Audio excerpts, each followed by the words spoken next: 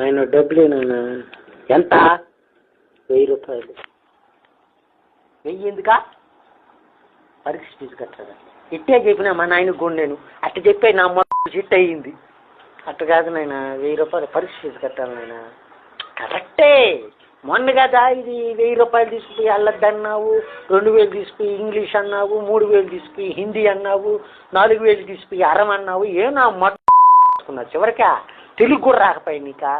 కాదు నాయన, అందరూ నేర్చుకున్నారు.